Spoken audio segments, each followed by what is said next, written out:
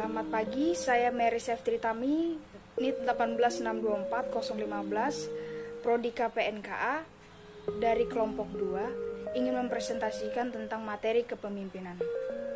Kepemimpinan secara umum adalah suatu seni yang membentuk individu yang kuat dan tangguh untuk memotivasi sekelompok orang agar mau bertindak dan bekerja bersama demi meraih tujuan bersama.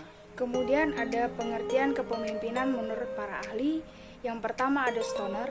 Kepemimpinan adalah sebuah proses dalam mengarahkan atau mempengaruhi kegiatan terkait sebuah organisasi atau kelompok demi mencapai tujuan tertentu. Yang kedua ada Wahjo Sumijo. Kepemimpinan merupakan kemampuan dalam diri seseorang dan mencangkup sifat-sifat seperti kepribadian, kemampuan, dan kesanggupan. Kepemimpinan tidak dapat dipisahkan dari gaya, perilaku, dan kedudukan pemimpin bersangkutan dan interaksinya dengan para pengikut serta situasi.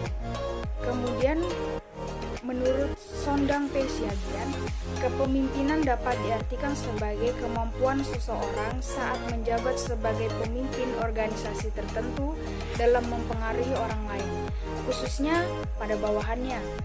Ini dilakukan supaya mereka mampu bertindak dan berpikir sesuai dengan arahan tertentu supaya tujuan dapat tercapai dengan mudah. Kemudian ada Hemhill dan Cons. Kepemimpinan adalah perilaku individu ketika memimpin aktivitas dalam kelompok atau organisasi untuk mencapai tujuan bersama atau shared goals. Kemudian ada pemimpin yang berkualitas. Salah satu kunci keberhasilan organisasi dalam mencapai tujuan yang selanjutnya memungkinkan organisasi dalam mewujudkan mimpi bersama. Adapun kualitas yang harus dimiliki yang menjadi ciri seorang pemimpin yang baik. Yang pertama ada integritas. Integritas adalah totalitas pribadi yang memberikan pengertian mengenai kesetiaan atau komitmen terhadap nilai-nilai, norma, dan standar-standar perilaku yang berhubungan dengan organisasi dan lingkungan. Dan yang kedua ada antusiasme. Semangat atau antusiasme yang tinggi merupakan salah satu ciri kualitas pemimpin yang sukses. Antusiasme dapat memberikan inspirasi dan dorongan kepada seluruh anggota kelompok untuk memiliki semangat tinggi dalam rangka mencapai target dan tujuan organisasi. Kemudian yang ketiga ada kehangatan. Kehangatan merupakan kelenturan dalam membina hubungan pribadi dengan setiap anggota kelompok yang menjadi kekuatan seorang pemimpin. Perilaku hangat akan mudah membentuk budaya kerja spesifikasi kelompok kerja. Kemudian yang keempat ada ketenangan. Seorang pemimpin harus memiliki pertimbangan yang bijaksana dan rasional dalam menghasilkan keputusan yang besar dan tidak terburu-buru di mana dia memiliki ketenangan dalam mengambil keputusan terhadap kondisi sesulit apapun. Yang kelima ada tegas dan adil. Tegas dan adil menjadi ciri kualitas pemimpin yang tuntut supaya dapat membina kelompok kerja sesuai dengan tujuan yang diharapkan. Kemudian saya akan menjelaskan tentang level konseptualisasi kepemimpinan. Yang pertama ada proses intra-individu. Kepemimpinan melibatkan proses pengaruh antar individu, sehingga teori kepemimpinan yang berfokus pada proses di dalam individu tinggal adalah sangat jarang.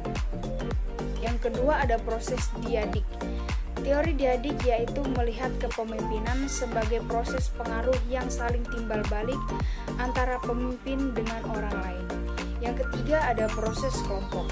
Teori efektivitas kelompok memberikan pengetahuan yang penting mengenai proses kepemimpinan dan kriteria yang relevan dalam mengevaluasi efektivitas kepemimpinan. Yang keempat ada proses organisasi. Pendekatan kelompok yang memberikan pemahaman yang lebih baik atas efektivitas kepemimpinan daripada pendekatan diadik atau antar individu. Kemudian ada kendala dalam kepemimpinan yang sering terjadi. Yang pertama, ada kegagalan dalam berkomunikasi. Yang kedua, kurang akuntabilitas. Yang ketiga, segan untuk melakukan pemecatan. Yang keempat, kurangnya pemerataan. Yang kelima, kurangnya visi yang jelas. Yang keenam, ada eksekusi yang tidak berjalan.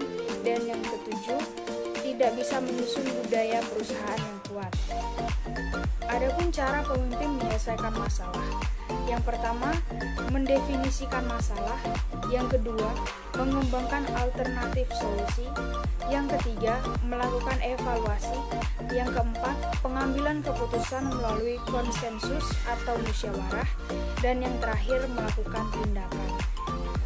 Sekian presentasi dari saya. Terima kasih.